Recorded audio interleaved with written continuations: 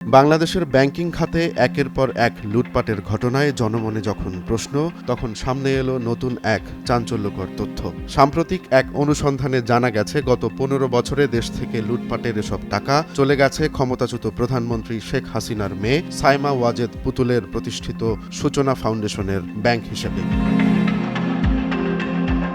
শেখ হাসিনার নেতৃত্বাধীন আওয়ামী লীগ সরকারের আমলে যেসব প্রভাবশালী ব্যবসায়ী ব্যাংক দখল করে অর্থ লুটপাট করেছে, তাদের মধ্যে রয়েছে S Alam group, Beximco group ও পিকে হালদার। এদের হাত ধরেই সূচনা ফাউন্ডেশনের হিসাবে প্রবাহিত হয়েছে কোটি কোটি টাকা। শুধু তাই নয়, এস আলমের নিয়ন্ত্রণে থাকা ইসলামী ব্যাংক ও ইউনিয়ন ব্যাংক থেকে সামাজিক দায়বদ্ধতা তহবিল CSR অর্থ গেছে এই ফাউন্ডেশনে। ৫ আগস্ট আওয়ামী লীগ সরকারের পতনের পর দুর্নীতি দমন কমিশন সহ বিভিন্ন সংস্থা শেখ হাসিনা ও তার পরিবারের ঘনিষ্ঠদের বিরুদ্ধে অনুসন্ধান শুরু করে। দ্রুতই সামনে আসে পুতুলের সূচনা ফাউন্ডেশনের বিপুল পরিমাণ অর্থ প্রবাহের তথ্য। এসব অর্থ কোথা থেকে এসেছে এবং কিভাবে খরচ হয়েছে তা জানতে চলছে তদন্ত। সরকারি সংস্থাগুলোর অনুসন্ধানে উঠে এসেছে, সূচনা ফাউন্ডেশন ২০১৪ সালে প্রতিষ্ঠিত হওয়ার পর থেকে বিভিন্ন ব্যক্তি ও প্রতিষ্ঠানের কাছ থেকে পেয়েছে অন্তত ১৭৯ কোটি টাকা। এর মধ্যে খরচ হয়েছে প্রায় ১১৪ কোটি টাকা, আর অবশিষ্ট ৬৫ কোটি টাকা এখনও ফাউন্ডেশনের হিসেবে জমা রয়েছে। ব্যাংক হিসাব জব্দ করে এসব উৎস খতিয়ে দেখছে Bangladesh financial intelligence unit BFIEU।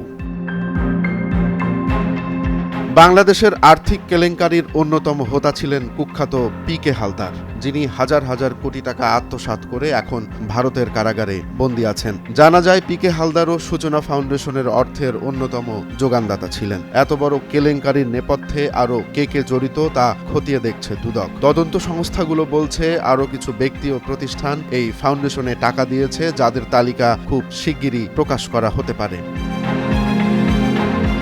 তবে এখানেই শেষ নয়। সূচনা ফাউন্ডেশনের পাশাপাশি আওয়ামী লীগের গবেষণা সেল, centre for research and information CRI এর ব্যাংক হিসেবেও গেছে ব্যাংকের CSR ফান্ডের টাকা। পাশাপাশি মোবাইল ফাইন্যান্সিয়াল সার্ভিস প্ল্যাটফর্ম বিনিময়ের মালিকানার সঙ্গে সাবেক প্রধানমন্ত্রী শেখ হাসিনার ছেলে সজীব ওয়াজেদ জয়ের সংশ্লিষ্টতার বিষয়টিও আলোচনায় উঠে এসেছে। ব্যাংকিং খাতের এই ভয়াবহ লুটপাট ও দুর্নীতির ঘটনায় সাধারণ মানুষ এখন জানতে চাইছে, এই টাকার আসল গন্তব্য কোথায়? সূচনা ফাউন্ডেশন কি শুধুই একটি নাম, নাকি এটি ছিল বড় ধরনের দুর্নীতির আড়ালের একটি খেলা? তদন্তের অগ্রগতি কি বলছে, আর সামনে কি অপেক্ষা করছে? এ প্রশ্নগুলোর উত্তর এখন সবার কৌতূহলের কেন্দ্রে। সূচনা ফাউন্ডেশন নিয়ে প্রকাশিত তথ্যগুলো শুধু একটি প্রতিষ্ঠানের আর্থিক লেনদেনের গল্প নয়, বরং এটি দেশের ব্যাংকিং খাতের ভয়াবহ দুর্নীতি ও তার অপব্যবহারের একটি প্রতিচিত্র। লুটপাট হওয়া এই অর্থ কাদের স্বার্থে ব্যবহৃত হয়েছে, কারা এর পৃষ্ঠপোষকতা করেছে, এখন তা খতিয়ে দেখছে তদন্ত সংস্থাগুলো। তবে প্রশ্ন থেকেই যায়, এত বছর ধরে চলা এই দুর্নীতি কি শুধু কয়েকজন ব্যক্তির সিদ্ধান্ত ছিল, নাকি এর পেছনে আরো বড় কোনো নেটওয়ার্ক কাজ করছে? তদন্তের ফল কি হবে, কবে আসবে বিচারের রায়, সেটি এখন দেখার বিষয়।